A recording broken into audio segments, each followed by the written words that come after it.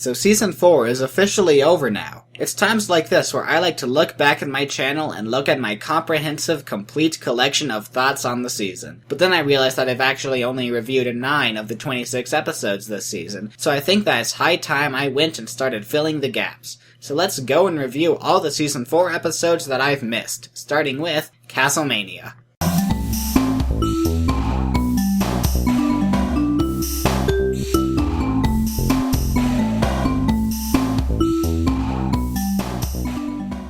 I actually did a video on Castle-Mania way back when, wherein I complained about them bringing back the lessons at the end of each episode. And that video was wrong. Wrong. As it turned out, the diary that was introduced in this episode became very important later, and now I feel like a moron. So let's just all forget about that video, pretend it doesn't exist, and get on with this video. The story in Castle-Mania centers around the ancient castle of Celestia and Luna. You know, the place where they got the elements of harmony back in the pilot episode? Turns out, each of the characters, for entirely valid reasons of their own, end up going to the castle at the same time. Twilight and Spike are there because Twilight is looking for information regarding the mysterious box that appeared in the premiere. Rarity and Fluttershy are there because Rarity wants to try restoring some of the ancient artwork in the castle, while Fluttershy is just along to help. Lastly, Rainbow Dash and Applejack are continuing their long-standing rivalry to see which of them is better. This time, they are going to determine which of them is the most daring by seeing who can stay in the dark, scary castle the longest. Things start to escalate pretty quickly as every pony ends up going deeper and deeper into the castle and falling into weirder and weirder traps. And something that we don't really realize until you go back to the episode after watching the rest of the season is that during all of these castle antics, we are really being given one of the best possible introductions to this new season. Easily one of the most notable characteristics about Season 4 was the huge increase in entertainment value, by which I mean things like animation, effects, sound design, and music. You know, presentation stuff. The entire episode is littered with cool animation tricks and fun facial expressions that we just haven't seen in the show before. Sure, the season premiere had its fair share of cool animation, but that was a premiere. It has to do that. Seeing this amount of work and care that's going into just a single slice of life episode is incredible, and it's something that is persistent throughout the entire season. But the writing is another important aspect of this episode. It marks Josh Haber's debut as a writer in the show. And something that is made very apparent is that Josh Haber has a particular talent for character interaction. Haber is able to just bounce the characters' traits off each other, which almost just lets the dialogue write itself. All the characters in Castle-Mania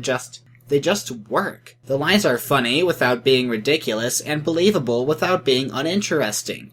I mentioned this before in my Simple Ways review, but when Josh Haber is writing, you really get a sense that the dialogue is coming from the characters themselves, and not from a writer speaking through the characters. It's a subtle difference, but it's one that, when combined with improved animation and facial expressions, really adds another layer of immersion and entertainment to an episode. And this great writing is especially important for an episode so early in the season as this one. The highlighting of the characters' key traits and interaction makes the episode invoke a sort of the gang's back together sort of feeling. A feeling that is very important to capture after the show has been gone for several months. We need to know that the characters we've fallen in love with are back and better than ever, and Castle-Mania lets us know loud and clear.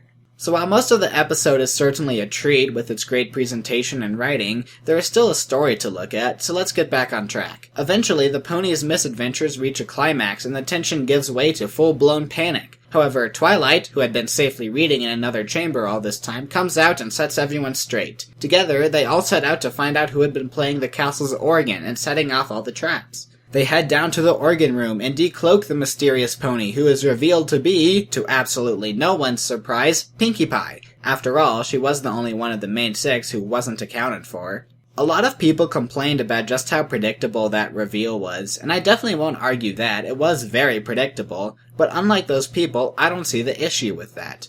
There's always a line that has to be walked between being predictable and not making any sense. I've heard some people say that the Pony of Shadows should have turned out to be something like Luna or Trixie, but those just don't make any sense and would raise infinitely more questions than they would answer, and when something makes less sense and raises more questions than Pinkie Pie, that's generally a bad sign. Also, the whole episode is pretty clearly a spoof on the classic Scooby-Doo formula, in which case I find the predictable old man Pinkie reveal to be very appropriate, actually. And so, with the mysteries solved, the ponies are all able to have a good laugh at how silly they were being and learn the lesson of not letting your imagination get the better of you. And Twilight also comes up with the idea to start a group diary for the main six, for all of them to record the lessons they learn. This diary is great, and even becomes essential to the story in the season finale.